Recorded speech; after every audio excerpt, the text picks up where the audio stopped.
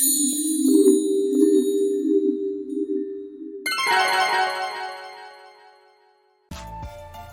name is Stephanie D. McKenzie, and welcome back to my channel. I'm so excited to talk to you about this topic because it's something that I can relate to myself.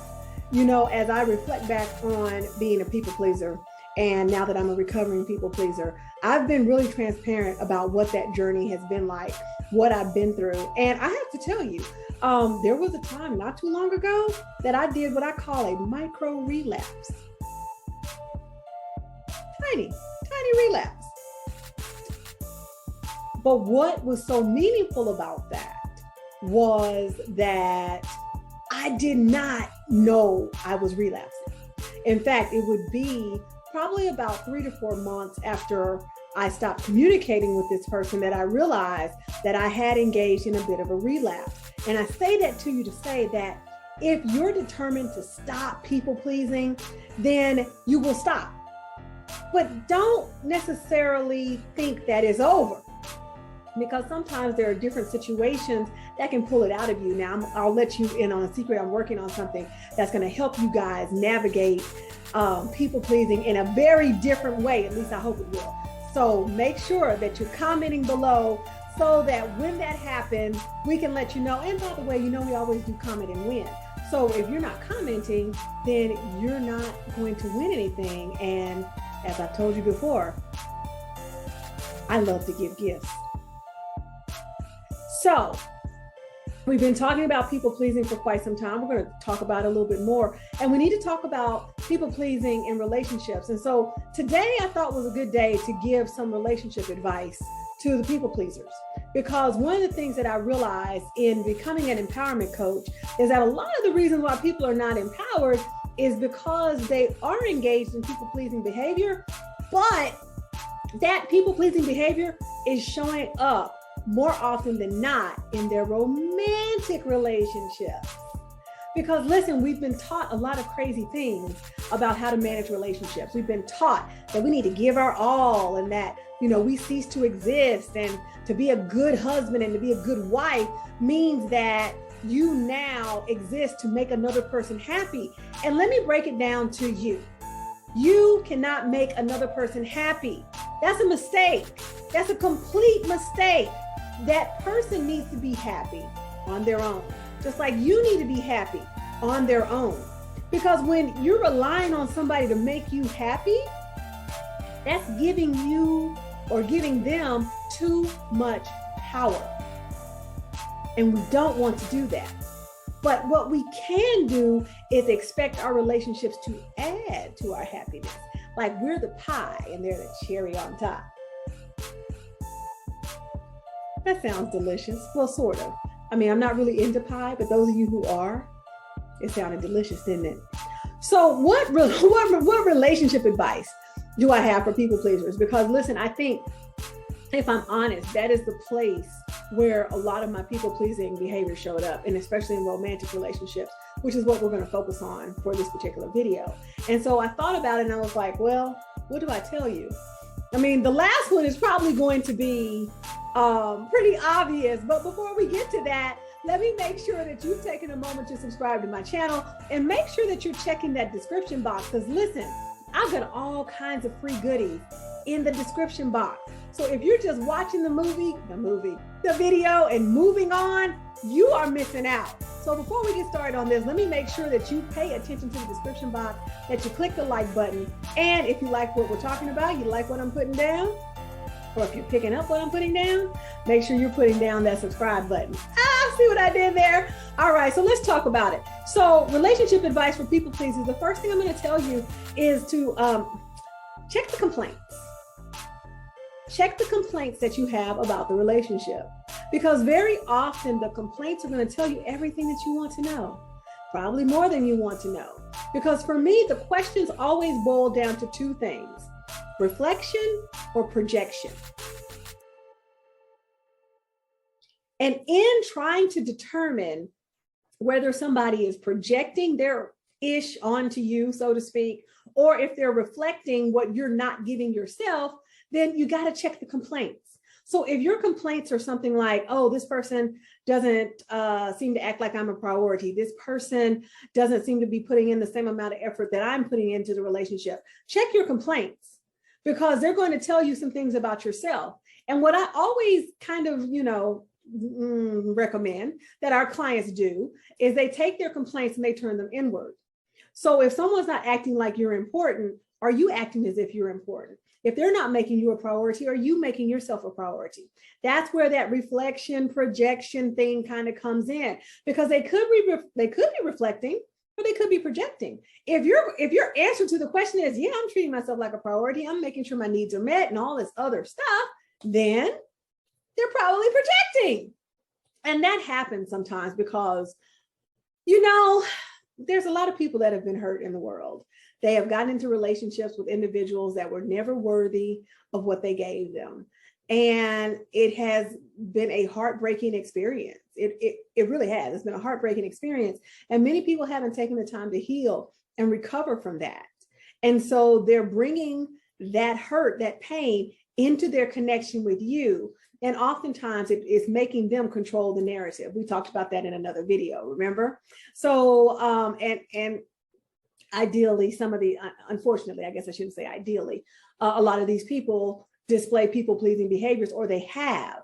And so that is why they are now trying to do what I call the pendulum swing and take control of the situation, which is not helpful to anybody who's involved in the situation.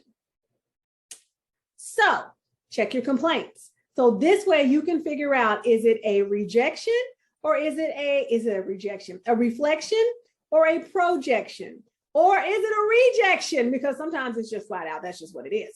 But at the end of the day, check the complaints. That really matters. And so listen, if you're already watching this, you're probably taking notes. You may have a friend that needs to see this. Make sure you share this video out, right?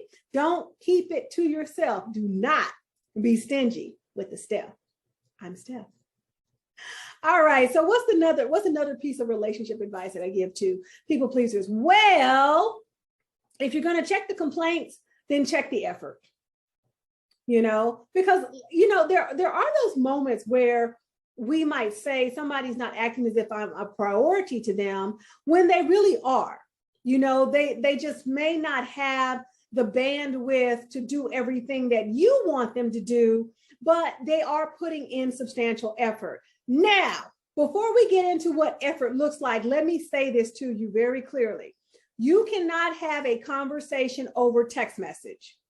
So if somebody is taking the time to text you at all hours of the day and night, and they text you 2, 3, 4, 5, 10,000 times a day, you know what I'm talking about.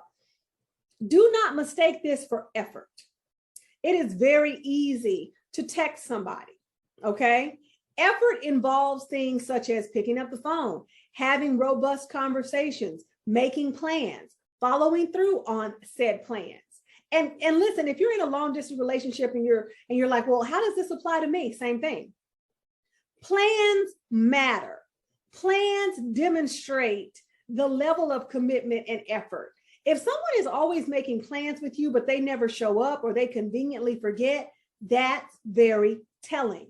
Now, to be fair, it could mean that they are struggling with ADHD. It could mean that they have other things going on in their life. But by that same token, because we've talked about this in previous videos, if somebody that you're in a relationship with is having challenges, then they should be communicating these things to you as well. That also goes into effort. So it's one thing if you're saying, oh, it doesn't seem they're making me a priority because, we went out on Monday and I wanted to do something on Wednesday, but they weren't available and blah, blah, blah, blah, blah. But you know that they had a project that was due or whatever. If you know what's going on, it's very different from being completely left in the dark and you're trying to figure it out. That was dramatic, right? Like very dramatic. So anyway, I gotta give you the visual aid. So check the effort for real. Like, are they making plans? Are you all following through on the plan? Do they keep their word? That is so huge. And I do realize that we live in the 21st century and that keeping your word almost seems like a rarity. But do they keep their word? And listen, and I don't want you to, put the screws to somebody because they say they're going to call you at 6 p.m. and they don't call until 7, or maybe they call at 6:05. I mean, sometimes life just happens. However, if they're chronically late, if they're chronically making promises they don't keep, that is very telling. And that could also go back to you feeling like you're not a priority, but sometimes you don't feel like a priority just because you're not getting as much of their time. If you're not getting any of their time beyond a text message or maybe a phone call here or there, or a WYD, listen, yeah, you're in an imbalanced relationship. It is dysfunctional at this point in time. The question is that chronic or is it acute? We've also had that conversation. And so chronic bouts of dysfunction, it's probably not going to work out in the long run unless somebody decides to make changes. And here's the thing, you can't people please somebody into making changes. You can people please somebody out of the relationship. You really can. Because when people are people pleasing, it is because there is this innate need to be externally validated. Well, if you're putting that responsibility on the person that you're with or getting to know or connected to in some way, sometimes they can't handle the weight. They can't handle the weight of being a source of validation for you. And some people might say, well, then why are they in a relationship with me? Well, they're in a relationship with you because they like you. They like your energy. They like who you are. But they don't like the responsibility of validating you as a human being. They don't like that responsibility. They want to compliment you. They want to tell you that you're amazing, but they don't want to have to do that every 5 minutes. You're asking for a lot. Okay, well, I don't want it every 5 minutes. I get it. But you know what I'm saying. When that has the possibility to change your day, your emotional well-being, to make you feel like, nobody loves you just because somebody didn't give you a compliment, that's a lot of power. And that's why we've got to get into the third piece of advice that I'm going to give to people pleasers, right? Because remember, recovering people pleaser, right? I actually spent 10 years in a relationship that I wanted out of in 6 months. Want to know why? Because I thought it would get better. And I know a lot of people do that, right? And one of the things that I say is that when you're talking about, oh, it was good in the beginning, I want to get you into this knowledge. I want you to understand. I want you to take this, what I'm about to say to you, as gospel with a grain of salt, okay? Because there's always exceptions. But I will dare say to you, as a relationship coach, and I have been for over a decade, well, professionally, my mother will tell you, I've been a relationship coach the majority of my life. I will say to you that 90% of relationships are good in the beginning. If it is not good past the first 6 to 9 months, as I've said before, that means the representative has shown up. You are dealing with the real. And if you don't like the real, then that needs to be dealt with. We can't keep staying in relationships and trying to people please our way into goodness and greatness. That's what I did. I'm going to stay. I'm a ride or die chick. Don't ever be a ride or die chick. Okay? As a recovering people pleaser, I will tell you, I have questions now. Where are we riding to, and why do I have to die? One day, I gave away a 27-year-old secret of my life to members of my Facebook group. And I had never really said what I did in a public forum. But the role that I was playing, the ride or die chick, in my head, it demanded that I do some things. And some of these things came at great risk to myself. And some of you can relate to that. You can absolutely relate to, in your people-pleasing behavior, doing things to your detriment. It might have helped somebody else. It might have made their life better, but it made yours way worse, or it could have. The consequences could have been completely dire. And that wouldn't be the first time I did that. So I'm saying it to you that, listen, being a people pleaser in a relationship, you're going to attract, you're going to attract good people. You're going to attract not so good people.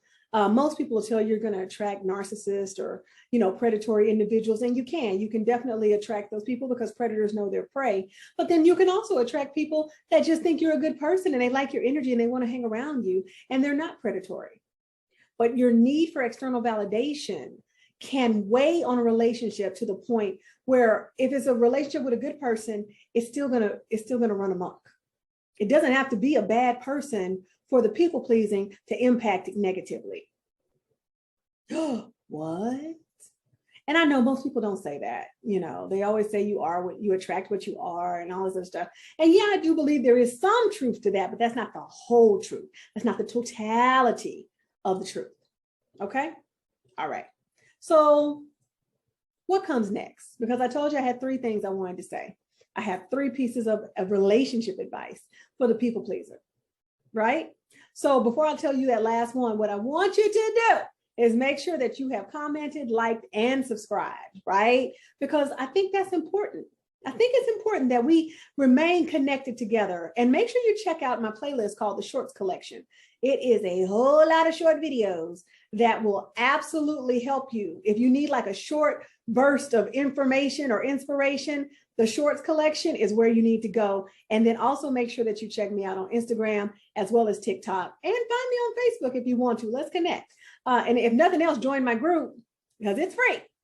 All right, great. So anyway, the last thing I'm going to say, this is my final piece of advice in this video for people pleasers. And it's really very simple. It's almost so simple that I feel crazy for saying it, but I think somebody needs to say it to you, because other people are going to tell you all these other things. And one of the things that I tell people is that I don't help people navigate dysfunction. I want to help people get rid of the dysfunction in their life and figure out why they've allowed the dysfunction to go on so that they can be empowered, right? Be your own superhero.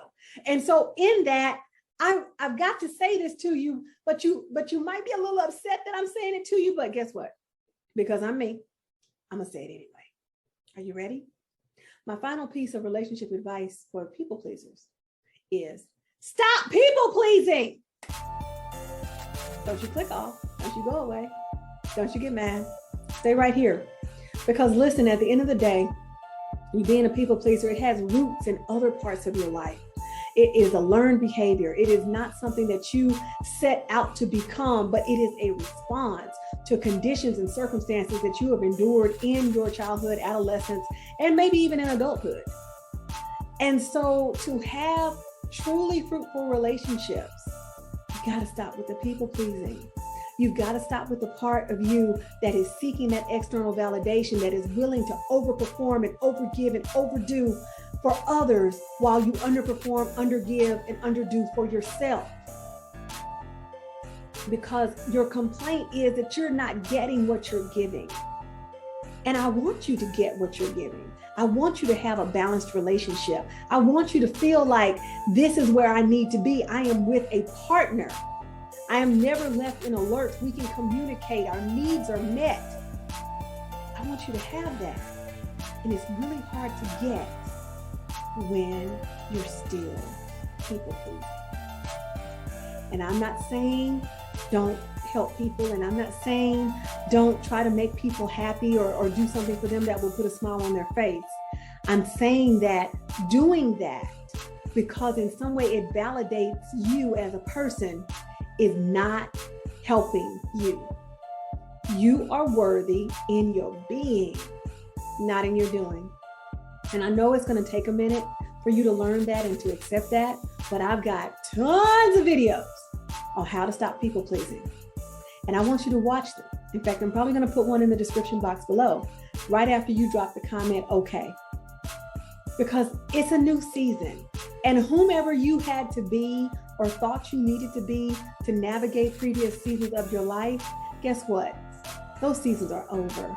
It's a new season, and I want you to have it fully. Remember, as your full and favorite self. Your full and favorite self is not a people pleaser. Nope, you're not pleasing people. because you don't need external validation. You're validating within. You are internally validated. You're empowered within. That's who you are as your full and favored self. So those are the 3 pieces of relationship advice that I have for people pleasers. And you know what I'm going to say next? That's all I have to say about that. So make sure that you have liked, subscribed, commented, shared, tagged, and done all the things. My name is Stephanie D. McKenzie, and I'm a speaker, teacher, author, and coach, here to remind you to do a lot of things. Did I literally just go blank? I did. I haven't done that in a while. He reminds you to always be your own superhero, guys. And thank you so much for loving and learning and stopping this people pleasing. Thank you for doing all of that with me. See you on the next video.